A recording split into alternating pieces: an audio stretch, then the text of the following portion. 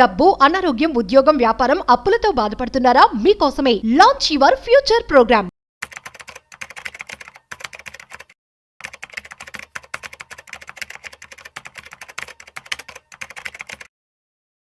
IT employees so ఇద్దరు wife and husband job చేస్తూ ఉన్నట్లయితే వారు పెట్టుబడి ఎలా పెట్టుకోవాలి, ఫైనాన్షియల్ ప్లానింగ్ అనేది ఎలా చేసుకోవాలి అని చెప్పి ఆలోచిస్తున్నారా? అయితే డోంట్ వర్రీ, ఈ వీడియో మీకోసమే. అయితే ఇందులో మనకి అసలు IT employees wife and husband ఇద్దరు కూడా జాబ్ చేస్తూ ఎలా పెట్టుబడి పెట్టుకోవాలి, ఎలా సేవ్ చేసుకోవాలి అనే విషయాల గురించి ఇవాళ మనతో చెప్పడానికి క్వాలిఫైడ్ పర్సనల్ ఫినాన్స్ ప్రొఫెషనల్ చారు గారు ఉన్నారు. సో వారి మాటల్లో మరింత సమాచారం అడిగి తెలుసుకుందాం. హాయ్, హలో, నమస్తే, వెల్కమ్ టు సుమన్ టీవీ. నేను మీ Rajeev Pasupuleti. So let's start. So hi sir, నమస్తే. నమస్తే అండి, ఎలా ఉన్నారు? బాగున్నానండి, థ్యాంక్ యూ. సో ఫైన్ అండి. ఇప్పుడు IT employees wife and husband ఇద్దరు కూడా జాబ్ చేస్తూ ఉంటారు. ఎస్. సో అలాంటి వారి కోసం ఈ కామెంట్ యాక్చువల్లీ వచ్చింది. సో నేను అందుకే రేస్ చేయడం జరిగింది. సో వైఫ్ అండ్ హస్బెండ్ ఇద్దరు జాబ్ చేస్తూ ఉన్నారు. కరెక్ట్. వారు ఫైనాన్షియల్ ప్లానింగ్ అనేది ఎలా చేసుకుంటే బెటర్ అంటారు, ఏంటి? ఈవెన్ నా ఫ్రెండ్స్ కూడా ఆల్మోస్ట్ ఒక 70% వరకు ఐటీ ఎంప్లాయీస్ అండి. గ్రేట్. చాలా చాలా ఇంపార్టెంట్ క్వశ్చన్ తీసుకొచ్చారు మీరు ఇవాళ. ఓకే, ఐటీ ఎంప్లాయీస్ కి ఫైనాన్షియల్ ప్లానింగ్ అనేది చాలా చాలా ఇంపార్టెంట్ అండి. ఎందుకంటే డబ్బులు సంపాదించడం అనేది నెంబర్ 1 టాస్క్ అండి. అసలు ఫస్ట్ ఆఫ్ ఆల్ డబ్బు సంపాదించడమే నెంబర్ 1 టాస్క్. నెంబర్ 2 టాస్క్ ఏంటంటే ఆ డబ్బుని రైట్ డైరెక్షన్ లో పెట్టాలి, లేదంటే సంపాదించి వేస్ట్ అయిపోతుందండి. మన టైం, మన డబ్బు అంతా వృధా అయిపోతుంది. మూడవది, ఈ డబ్బుని ఎవరి గురించి అయితే మనం ఇన్వెస్ట్మెంట్స్ చేస్తున్నామో వాళ్ళ పిల్లల గురించి, వాళ్ళ ఫ్యూచర్ గురించి, వాళ్ళ ఫ్యామిలీ గురించి అవన్నీ చెందేలాగా వాళ్ళు కన్సాలిడేట్ చేసి పెట్టుకోవాలండి. సో ఇవి ఫస్ట్ దంటే వాళ్ళు డెఫినెట్ గా దే ఆర్ సక్సెస్ఫుల్ అండి. మంచిగా జాబ్ చేస్తున్నారు, మార్నింగ్ నుంచి ఈవినింగ్ వరకు they are expert in their own profession. But unfortunately రెండోది మూడోది వాళ్ళు చేయలేరు. దానికి డెఫినెట్ గా వాళ్ళు ఒక ఎక్స్పర్ట్ ని అప్రోచ్ అవ్వాల్సిందే. నేను మీకు ఒక చిన్న కేస్ స్టడీ చెప్తానండి. ఆల్రెడీ ఇది చెప్పాను, బట్ మళ్ళీ చెప్తాను చూడండి. చెప్పండి. ఒక ఐటీ ఎంప్లాయీ యాక్చువల్ గా వేరే స్టేట్ నుంచి వచ్చి హైదరాబాద్ లో సెటిల్ అయ్యారండి. 7 years బ్యాక్ నుండి మేము ఇచ్చిన సజెషన్స్ తో చక్కగా ఇన్వెస్ట్మెంట్స్ చేస్తున్నాడు. ఆయన మొన్న 10 lakhs కార్ కొంటాను అని చెప్పి నాకు కాల్ చేశాడు అనమాట. అంటే ప్రతిదీ పాయింట్ టు పాయింట్ చెక్ చేసి లాస్ట్ 7 years నుంచి ఫోకస్డ్ గా ఇన్వెస్ట్మెంట్స్ చేస్తున్నాం. నేను ఎందుకు కొంటున్నావు 10 lakhs కార్ అన్నా నేను అనగానే ఆయన కోపం వచ్చింది. అదేంటి, నువ్వు నెక్స్ట్ 10 years లో చేయమన్నదంతా కూడా నేను 5-6 years లో నేను అగ్రెసివ్ గా నేను కష్టపడి చేశాను కదా, ఇప్పుడు కూడా ఇంకా నన్ను కార్ కొనివ్వా అని అన్నాను అనమాట. నేను కూడా అదే అన్నాను. నీ పోర్ట్ఫోలియో అరౌండ్ 2.3 crore వరకు నీకు మ్యూచువల్ ఫండ్ లో పోర్ట్ఫోలియో అక్యుములేట్ అయింది. ఓకే, అలాగే 1 lakh per month ఎస్ఐపి కడుతున్నావు నువ్వు. ఓకే, అప్పటితో కంపేర్ చేస్తే ఇప్పుడు నీ శాలరీ ఇన్కమ్ అదంతా కూడా పెరిగింది. ఓకే, ఒకవేళ నీ ఇన్వెస్ట్మెంట్స్ కనుక నెక్స్ట్ 10 years వరకు నువ్వు టచ్ చేయకుండా, అలాగే అంటే ఇన్వెస్ట్మెంట్స్ పెంచకపోయినా పర్వాలేదు, ఇప్పుడు ఆల్రెడీ ఉన్న కార్పస్, అలాగే ఇప్పుడు కంటిన్యూ చేస్తున్న ఎస్ఐపి, ఇవి రెండు కంటిన్యూ చేసుకుంటూ వెళ్తే ఇన్వెస్ట్మెంట్స్ ఇంక్రీజ్ చేయకుండా నెక్స్ట్ 10 years లో నీ portfolio just mutual fund portfolio worst case లో ఈవెన్ 12% రిటర్న్ వేసుకున్నా సరే this will cross more than 10 crore అండి. 10 crore దాటిపోతుంది. సో అంత అద్భుతమైన పోర్ట్ఫోలియోని 10 years లో చేయమన్న దాన్ని నువ్వు ఆల్రెడీ 5-6 years లో చేసేసావు. అలాంటప్పుడు నువ్వు ఇప్పుడు కూడా ఇంకా ఎందుకు కాంప్రమైజ్ అవుతున్నావు? నువ్వు 10 lakhs కార్ కాదు 20 lakhs కార్ కొనుక్కో అని చెప్పాను నేను. గ్రేట్. ఇట్ వాజ్ సర్ప్రైజ్ అనమాట నాకు. అంటే ఉన్న ప్రొఫైల్స్ అన్నిట్లలో నాకు ఇది చాలా బాగా నచ్చిన విషయం అండి. అదే 10 crores వచ్చేటువంటి పోర్ట్ఫోలియో ఉన్నా కూడా 10 lakhs కార్ కోసం మీకు కాల్ చేశారు చూడండి, గ్రేట్. అంటే అలా లాస్ట్ 6-7 years లో చేశాడు కాబట్టే ఇవాళ ఆయన ఫైనాన్షియల్ ఫ్రీడమ్ వచ్చిందండి. 6-7 years లో 6-7 years లో ఆయన చాలా డిసిప్లిన్డ్ గా చెప్పింది చెప్పినట్టు విన్ చేశాడండి. ఓకే, అయితే ఐటీ ఎంప్లాయీస్ కి ఈ విషయం ఖచ్చితంగా చేరాలి. అన్నిటికంటే ముందు అసలు యాక్చువల్ గా మిస్టేక్ ఎక్కడ జరుగుతుంది అంటే, ఐటీ ఎంప్లాయీస్ ఇల్లు అనే ఓన్ హౌస్ అనే కాన్సెప్ట్ లో పడి ఫస్టే అంటే ఓన్ హౌస్ కొనుక్కోద్దని నా ఉద్దేశం కాదండి. అని ఫస్ట్ ఫోకస్ మొత్తం నా ఓన్ హౌస్ కొనుక్కోవాలని ఆ ఒక్క గోల్ వెనకాల 15 years ఫేస్ చేసుకుంటున్నారు. ఓకే, ఇప్పుడు సక్సెస్ఫుల్ ఇన్వెస్టర్స్ ఎవరు ఉన్నారంటే ఓన్ హౌస్ అనే కాన్సెప్ట్ ని కొంచెం పక్కన పెట్టి ఫైనాన్షియల్ ఫ్రీడమ్ మీద ఫోకస్ చేసిన వాళ్ళు. ఇంతకుముందు నేను చెప్పిన ప్రొఫైల్లో ఏంటంటే ఇవాళ తనకు ఓన్ హౌస్ ఉందండి, ఇప్పుడు బ్రహ్మాండంగా కార్ కొనుక్కుంటున్నాడు. ఆయన ఉన్నదానికంటే అద్భుతమైన, నేను చెప్పాను 10 కాదు సేఫ్టీ కార్ కొనుక్కో, అండ్ డబ్బులు ఖర్చులు ఏవైతే ఉన్నాయో నువ్వు ఇంకా ఫుడ్ అనేది అనుకోండి, గ్రాసరీస్ అనుకోండి, క్వాలిటీ ఫుడ్ తినండి. పిల్లలకి ఇంకా మంచి ఎడ్యుకేషన్ చేయించండి. ఇక్కడ నుంచి మీరు ఎవ్రీ 3-4 years కి ఇంటర్నేషనల్ హాలిడే వెళ్దాం అనుకున్నారు కదా, 2 years కే వెళ్ళండి ఇప్పటి నుండి. సో ద ఫైనాన్షియల్ ఫ్రీడమ్ అనేది ఒకసారి వచ్చిన తర్వాత మీకు ఇంకా ప్రాబ్లం లేదు. నేను ఆయనకి ఏం చెప్పాను, ఇక్కడ నుండి నువ్వు ఇన్వెస్ట్మెంట్స్ ఇంకా ఇంక్రీజ్ చేయాల్సిన అవసరం లేదు, నీ లైఫ్ ఎంజాయ్ చేయపండి. ఓకే, తర్వాత ఇక్కడ నుండి ఒకవేళ అన్ఫార్చునేట్ గా అంటే ఐటీ ఎంప్లాయీకి ఈ లే ఆఫ్స్ ఒక ప్రాబ్లం అండి. అవును, ఇప్పుడు ఫర్ ఎగ్జాంపుల్ ఇప్పుడు ఏఐ ద్వారా మనకి ఈవెన్ అవుట్ ఆఫ్ జాబ్స్ కూడా లాస్ అవుతున్నాయండి.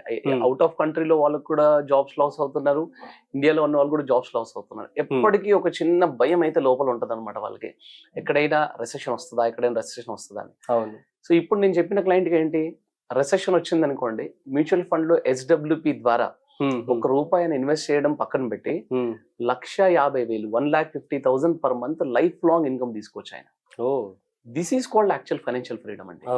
ఐటీ ఎంప్లాయీస్ ఫస్ట్ ఫోకస్ చేయాల్సిన గోల్ ఏదైనా ఉంది అంటే financial freedom goal. Okay, first 5 to 6 years వీళ్ళు ఏం చేస్తున్నారంటే 5 to 6 years బాగా కష్టపడి డౌన్ పేమెంట్ క్రియేట్ చేస్తారండి. 40 lakhs 30 lakhs 50 lakhs down payment కట్టాలి, రిజిస్ట్రేషన్ ఛార్జెస్ కట్టాలి, ఇంటీరియర్స్ చేయించుకోవాలి, 20 years కి హోమ్ లోన్ కమిట్మెంట్ పెట్టుకోవాలి. 25 years లో జాబ్ స్టార్ట్ చేశారనుకోండి, ఒక 5-6 years వీళ్ళకి ఆల్రెడీ మ్యారేజ్ అని, పిల్లలని, ఈ గోల్స్ కానీ డబ్బులు వెళ్ళిపోతున్నాయండి. అది కాకుండా ఈ డౌన్ పేమెంట్ గురించి వాళ్ళు అంత సాక్రిఫైస్ చేసి ఆ 5-6 years లో కష్టపడి డబ్బంతా కూడబెట్టి దాన్ని ఇంటికి పెట్టేస్తున్నారు. తర్వాత ఏమవుతుంది, ఇది ఇంకో లైవ్ కేసు చూడండి. హైదరాబాద్ లోనే మా క్లయింట్ ఒక ఆయన ఇలాగే చేశాడు. ఆయన ఇల్లు కొనుక్కున్నాడు, ఎక్కడ రింగ్ రోడ్ కి ఇటువైపు, అంటే మన కూకట్పల్లి బౌరంపేట సైడ్ కొనుక్కున్నాడు. ఆయన అక్కడ ఎందుకు కొనుక్కున్నాడు అంటే ఆఫీస్ కి దగ్గర అవుతుంది, పిల్లల స్కూల్ కి దగ్గర అవుతుంది కొనుక్కున్నాడు. అక్కడ అంత కష్టపడి కొనుక్కున్న తర్వాత 20-year హోమ్ లోన్ పెట్టుకున్న తర్వాత ఆయన ఆఫీస్ ఆదిబట్లకు షిఫ్ట్ చేశారండి. TCS ఆదిబట్లకు షిఫ్ట్ చేశారు.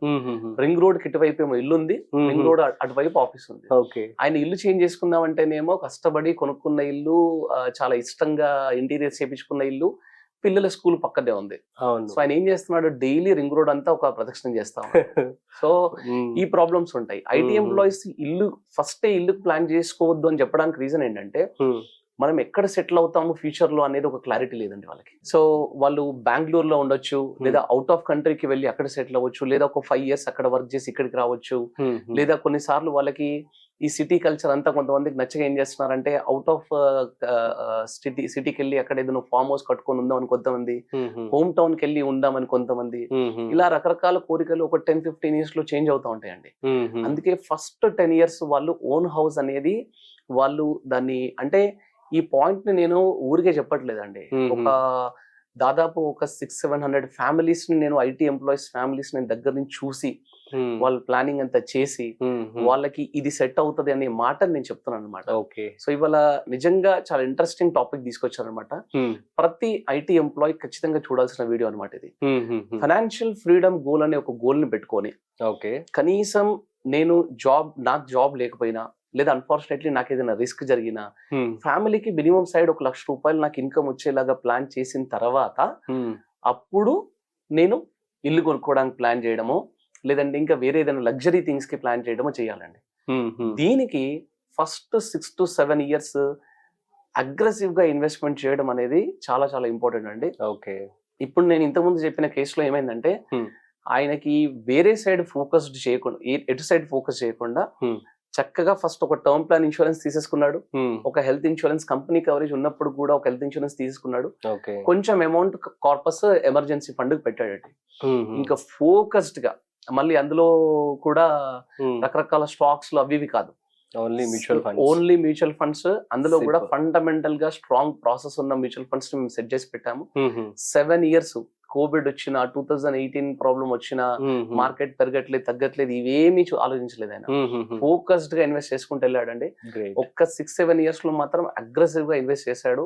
అరౌండ్ 90 lakhs 1 crore అట్లా 90 lakhs వరకు అట్లా ఇన్వెస్ట్ చేశాడు. ఇవాళ 2.3 crore కార్పస్ ఉంది. అంతకు ముందుకు ఆయనకి అసలు ఎక్కడ ఇన్వెస్ట్ చేయాలి, ఎలా ఇన్వెస్ట్ చేయాలి అన్నిట్లో చూస్తే భయం ఉండేది అనమాట.